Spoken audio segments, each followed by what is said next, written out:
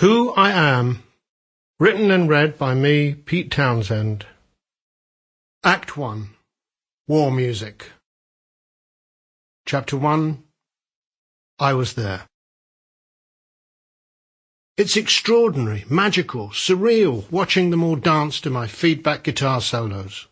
In the audience, my art school chums stand straight backed among the slouching West and North London mods, that army of teenagers who've arrived astride their fabulous scooters in short hair and good shoes, hopped up on pills.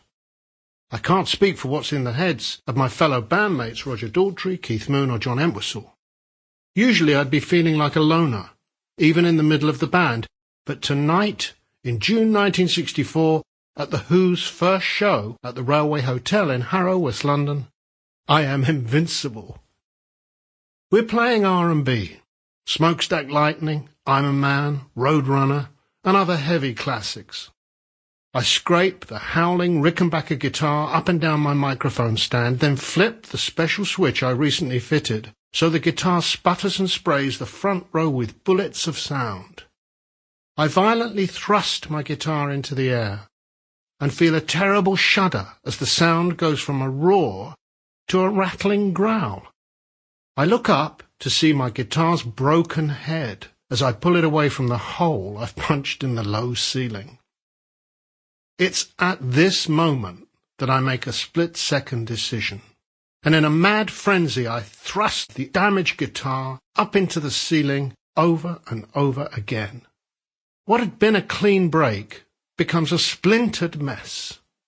I hold the guitar up to the crowd triumphantly. I haven't smashed it, I've sculpted it for them. I throw the shattered guitar carelessly to the ground, pick up my brand new Rickenbacker 12-string, and continue the show. That Tuesday night, I stumbled upon something more powerful than words, far more emotive than my white boy attempts to play the blues. And in response, I received the full-throated salute of the crowd. A week or so later at the same venue, I ran out of guitars and toppled the stack of Marshall amplifiers. Not one to be upstaged, our drummer Keith Moon joined in by kicking over his drum kit. Roger started to scrape his microphone on Keith's cracked cymbals. Some people viewed the destruction as a gimmick, but I knew the world was changing, and a message was being conveyed. The old, conventional way of making music would never be the same. I had no idea what the first smashing of my guitar would lead to, but I had a good idea where it all came from. As the son of a clarinetist and saxophonist in the Squadronaires, the prototypical British swing band, I'd been nourished by my love for that music, a love I would betray for a new passion, rock and roll, the music that came to destroy it.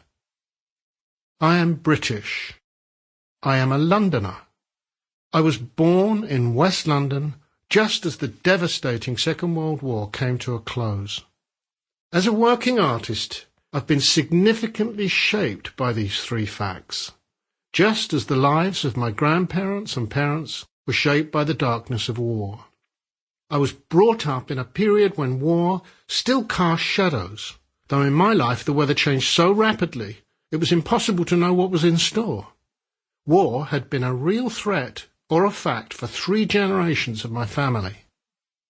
In 1945, popular music had a serious purpose: to defy post-war depression and revitalize the romantic and hopeful aspirations of an exhausted people.